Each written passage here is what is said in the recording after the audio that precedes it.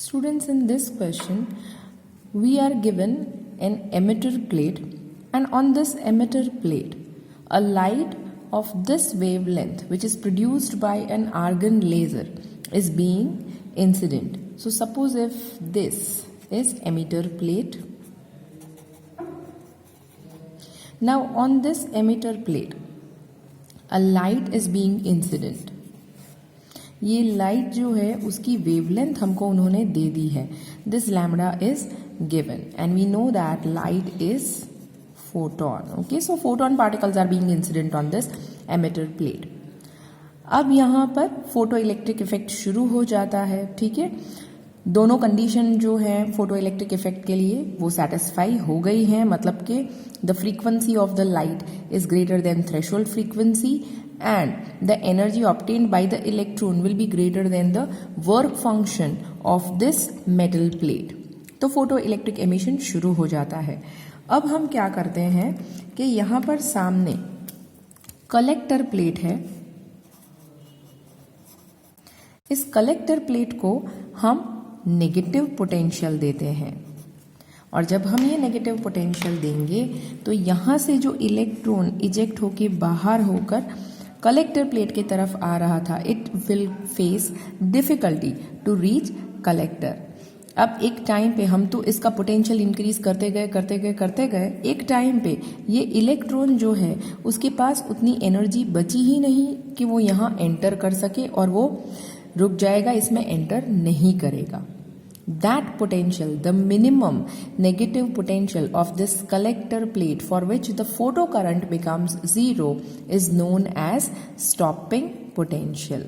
So वो stopping potential की value हमको दे दी है, and that is V0 is equals to 0.38 volt.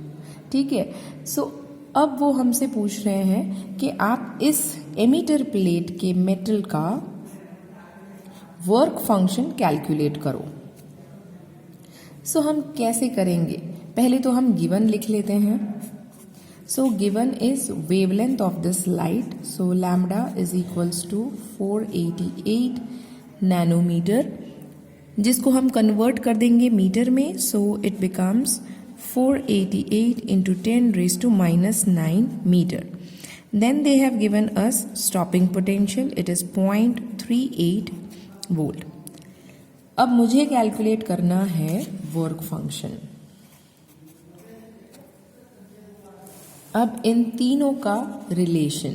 C, if lambda is given to me, I can say that F is also given. अगर मेरे पास lambda है ना, तो C is equals to F lambda वाले इक्वेशन से मुझे frequency भी मिल ही जानी है. C is equals to F lambda वाले इक्वेशन से. ओके, अब हम देखते हैं. सो मेरे पास फ्रीक्वेंसी आ जाएगी, स्टॉपिंग पोटेंशियल आ जाएगा, वर्क फंक्शन आ जाएगा. इन सब का रिलेशन हो ऐसा अगर मेरे पास कोई इक्वेशन हो तो मैं वर्क फंक्शन कैलकुलेट कर सकती हूँ. सो हम समझते हैं सम को. देखो कैसा होगा. When light will be incident on this emitter plate, actually photon is being incident. Photon की कितनी एनर्जी होती है? HF जितनी एनर्जी होती है फोटोन के पास, which we know. So this HF amount of energy from this photon will be incident on this emitter plate. Emitter plate में जो इलेक्ट्रॉन है वो फोटोन की ये एनर्जी जो है उसको एब्जॉर्ब कर लेगा, और एब्जॉर्ब करने के बाद में वर्क फंक्शन जितनी एनर्जी ये इलेक्ट्रॉन यूज कर लेगा इस मेटल प्लेट में से बाहर आने के लिए, और बाकी बची हुई जो एनर्जी है उस एनर्जी के साथ ये इलेक्ट्रॉन आगे चलेगा. मतलब HF में से वर्क फंक्शन को माइनस करके जो एनर्जी बचती है, that energy will get converted into kinetic energy of this electron. So I can say that the energy of the photon is divided into 2 parts, जिसमें से एक होता है work function of this metal, और दूसरा remaining portion will get converted into kinetic energy. अब ये जो है ये आपके आइंस्टाइन का फोटो इलेक्ट्रिक इक्वेशन ही है. This is one form of Einstein's photo electric equation. अब इसमें से मुझे क्या ढूंढना है, मैं उसको सब्जेक्ट बना देती हूँ. मुझे वर्क फंक्शन ढूंढना है. So work function is equals to this kinetic energy will go on the other side. So this becomes HF minus kinetic energy. But अब मेरे पास फ्रीक्वेंसी नहीं है, सो मेरे पास क्या है, लैम्डा है। So I have to convert this frequency into wavelength. सो मैं कौन सा फॉर्मूला यूज करूंगी, दिस वन। ये कहाँ से आता है, velocity is equals to displacement divided by time. यही चीज अगर मुझे वेव के लिए लेना है, लाइट के लिए, सो लाइट की वेलोसिटी c, डिस्प्लेसमेंट अगर मैं वेवलेंथ जितना लेती हूं तो वो होता है पीरियोडिक जितने टाइम में। सो पीरियोडिक टाइम हमने लिखा यहाँ पर, and 1 periodic time is equals to frequency. So this gives me c is equals to f lambda. And from this frequency को अगर मैं सब्जेक्ट बनाऊं तो frequency is equals to this c divided by lambda. So here instead of f, I'll substitute c divided by lambda as I have the value of lambda. अगर frequency देते तो सीधा सीधा हम यहाँ पर फ्रीक्वेंसी की वैल्यू सब्सटीट्यूट कर सकते थे। So now h instead of this f, I will be writing c divided by lambda minus kinetic energy इन्होंने हमें डायरेक्टली नहीं दी है, ठीक है, स्टॉपिंग पोटेंशियल दिया है।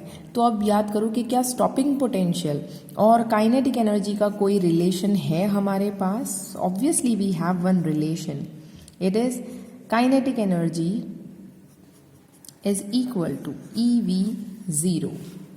ये इक्वेशन किस तरीके से आता है, kinetic energy is equals to potential energy C। जब ये इलेक्ट्रॉन यहाँ से चल रहा है तो ये काइनेटिक एनर्जी के साथ चलता है, और जब कलेक्टर प्लेट जो है उसको हमने ऐसा नेगेटिव पोटेंशियल दे दिया कि ये इलेक्ट्रॉन आगे नहीं चल पाएगा, तो क्या करेगा, रुक जाएगा। So the kinetic energy of this electron will get converted into potential energy. So इस इक्वेशन को ऑब्टेन कैसे किया हमने, kinetic energy is equals to potential energy. अब एक और इक्वेशन याद करो, C potential energy, energy is equals to work done होता है। So suppose if I substitute here work done, तो work done is equals to from the formula of potential क्या हो जाएगा, it will be charge into potential, because I know one equation, I know this equation. ये कहाँ से आता है, potential is equals to work done per unit charge. ये चीज़ आपने पढ़ी है, 10th स्टैंडर्ड में पढ़ी है, ठीक है, यहाँ से ये फॉर्मूला आया था। बट हमारा चार्ज कौन है यहाँ पर, इलेक्ट्रॉन। पोटेंशियल कितना है, stopping potential. So this was the relation between kinetic energy and stopping potential. So here instead of kinetic energy I will be substituting EV0। Now see I want to calculate work function, और ये सारी ही values मेरे पास हैं, तो हम substitute कर देंगे values. So φ0 is equals to h is Planck's constant जिसकी वैल्यू है 6.63 इंटू 10⁻⁻34 मल्टीप्लाई बाई c की वैल्यू, लाइट की स्पीड की वैल्यू है 3 into 10⁸ divided by wavelength is given, ये रही, so 488 into 10⁻⁹ minus E into V0. E is electronic charge, so it will be 1.6 into 10⁻⁹ multiply by stopping potential is also given 0.38 volt. 0.38 volt, ठीक है। अब जब आप ये calculation कर लोगे तो आपके आंसर्स कैसे आ जाएंगे, this bracket gives you 4.076 into 10⁻⁻19 minus ये EV को जब आप मल्टीप्लाई कर लोगे so your answer will be 0.608 into 10⁻⁻19 and your final answer will be 3.468 into 10⁻⁻19 joule. Work function energy होता है. What was the definition of work function? The minimum amount of energy required by the electron to come out of the metal plate. So work function की unit किस में होगी, joule में होगी। और suppose अगर आपको इसको ईवी में कैलकुलेट करना है तो क्या करना पड़ेगा, आपको इस वैल्यू को आपको ई से डिवाइड करना पड़ेगा। So just see 50 is equals to 3.468 into 10 raised to minus 19 divided by E. E यानी electronic charge 1.6 into 10 raised to minus 19. When you do this, this will get converted into EV और इसका आपका answer हो जाएगा 2.17 EV.